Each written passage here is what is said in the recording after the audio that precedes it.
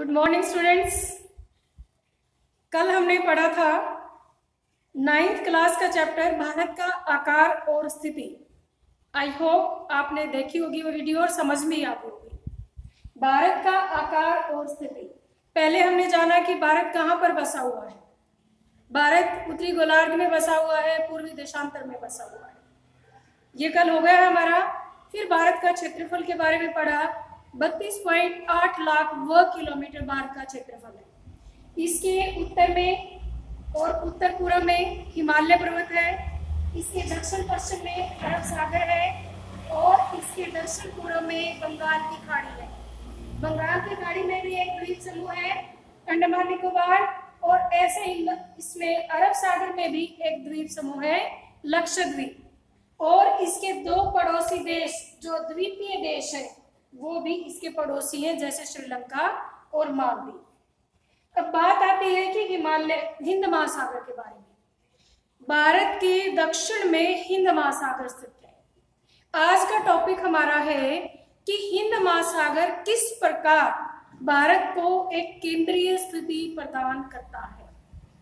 देखिए, ये भारत है, इसके अगर हम राइट में जाएंगे तो यहाँ पर दक्षिण अफ्रीका है, यहाँ पर यूरोप के देश आ जाते हैं, और उधर पश्चिमी एशिया पूर्वी एशिया आ जाता है, और इधर उत्तरी अमेरिका और इधर दक्षिणी अमेरिका, और नीचे की तरफ ऑस्ट्रेलिया। पता है, आपने संसार का नक्शा देखा है तो उसमें ये सारी बातें आपको पता है। और फिर बात ये आती है कि ये कैसे इसको केंद्रीय स्थिति प्रदान करता है दक्षिण हिंद महासागर। देखिए बच्चों, पहले क्या होता था, समुद्री मार्ग का पता नहीं था, तो जो भी विदेशी लोग आते थे वो पहाड़ों में दर्रों के माध्यम से आते थे, जो कि बहुत ज्यादा रिस्की भी था और वहां से आने में समय भी बहुत ज्यादा लगता था, और सामान की ढुलाई भी मुमकिन नहीं थी इतने ऊंचे नीचे रास्तों पर। जब से समुद्री मार्ग का पता चला है, खोज हुई है, तो हिंद महासागर से, जैसे भारत के चारों तरफ हिंद महासागर का एरिया पड़ता है इधर नीचे की तरफ, तो हिंद महासागर से अगर हम इधर यूरोप में अफ्रीका में जाएं तो वहां पर व्यापार करना आसान हो जाता है, और इधर पूर्वी एशिया की तरफ भी इसके माध्यम से, हिंद महासागर के माध्यम से, जलमार्ग के माध्यम से व्यापार करने में काफी सुविधा रहती है, जो बहुत सस्ता पड़ता है। तो इस वजह से हिंद महासागर भारत को एक केंद्रीय स्थिति प्रदान करता है। अंडरस्टूड? व्यापार के माध्यम से आना जाना काफी सस्ता पड़ता है। बहुत सारी चीजें, जैसे आपने पहले सुना होगा, मसालों का, कपड़े का, और भी बहुत सारी चीजों का व्यापार भारत से होता था, तो अब उस व्यापार को करने में काफी सुविधा हो गई है। और यूनानी स्थापत्य कला है या पाश्चात्य कला है, इन कलाओं का भी आपने, जब भी आप कभी ऐतिहासिक स्मारक देखोगे तो उन कलाओं का भी भारत में आपको चिन्ह देखने को मिल जाएंगे। वो इसी वजह से हो पाया है क्योंकि हमारा दूसरे देशों के साथ आवागमन सुविधाजनक हो पाया है। तो इस वजह से हम कह सकते हैं कि हिंद महासागर भारत को एक केंद्रीय स्थिति प्रदान करता है। अंडरस्टूड?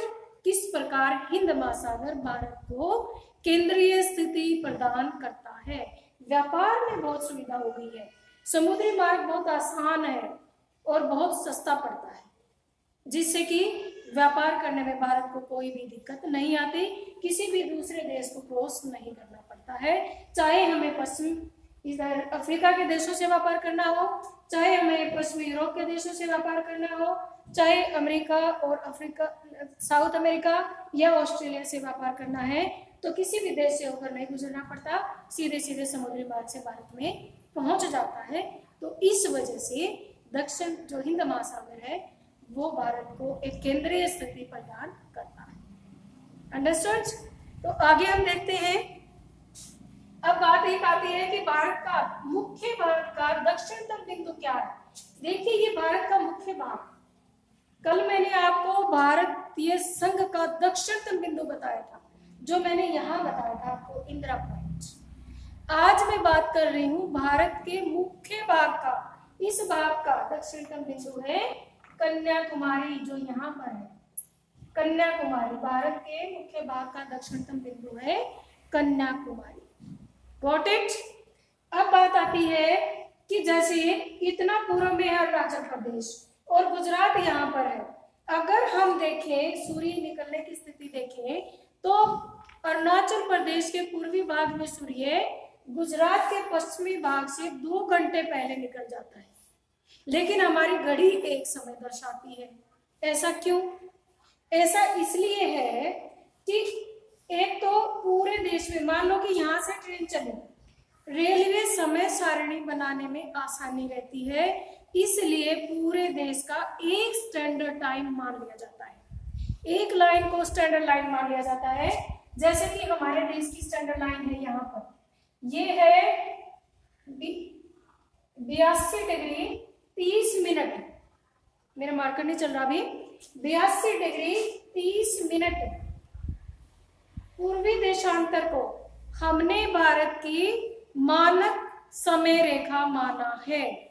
82 डिग्री 30 मिनट पूर्वी देशांतर को भारत की समय रेखा माना गया है। और ये उत्तर प्रदेश के मिर्जापुर, यहाँ पर है मिर्जापुर, मिर्जापुर से समय लिया जाता है। जब सूर्य की स्थिति मिर्जापुर में जैसी स्थिति होती है उसके हिसाब से समय का निर्धारण किया गया है। क्यों किया गया है ये? इसके हिसाब से एक ही समय रेखा क्यों मानी गई है? ताकि समय सारणी बनाने में, इधर से उधर जाने में समय का कंफ्यूजन ना हो। नहीं तो हम तो घड़ी के समय को ही ठीक करने में लगे रहेंगे। यहाँ गए तो बाद में वजह पीछे करनी पड़ेगी घड़ी, आगे गए तो आगे करनी पड़ेगी घड़ी। तो इस सुविधा के लिए, ताकि कोई भी समय के मामले में कोई असुविधा ना हो, इसलिए एक समय रेखा मानी गई है जो मिर्जापुर से होकर गुजरती है। मिर्जापुर उत्तर प्रदेश में है, उसे मानक समय, वहां से वो रेखा गुजरती है, वहीं से पूरे भारत का स्टैंडर्ड टाइम माना जाता है। अंडरस्टूड? कि 2 घंटे का अंतर होते हुए भी घड़ी एक ही समय दर्शाती है, ताकि कोई भी असुविधा ना हो। Got it? और वो डिग्री मानी गई है 82 डिग्री 30 मिनट से मिर्जापुर से। अंडरस्टूड? तो आगे बात आती है हमारी, लगभग कंप्लीट ही हो गया है चैप्टर हमारा। तो अगर हम उत्तर से दक्षिण की तरफ इसका विस्तार देखें तो 3214 किलोमीटर है। उत्तर से दक्षिण की तरफ विस्तार है 3214 किलोमीटर। और पूर्व से पश्चिम की तरफ इसका विस्तार है 2933 किलोमीटर। यानी कि उत्तर से दक्षिण में यह विस्तार इसका ज्यादा है, कन्याकुमारी से लेकर के जम्मू कश्मीर। ये विस्तार भारत का ज्यादा 3214 किलोमीटर है और ये है 2933 किलोमीटर। आई होप आप सारी बातें समझ गए होंगे। तो कल मैं इसका टेस्ट लूंगी, ऐसे ही ऑनलाइन टेस्ट जैसे मैंने बाकी टेस्ट लिए हैं, इसको तब तक के लिए कंप्लीट कर लीजिएगा। Thank you.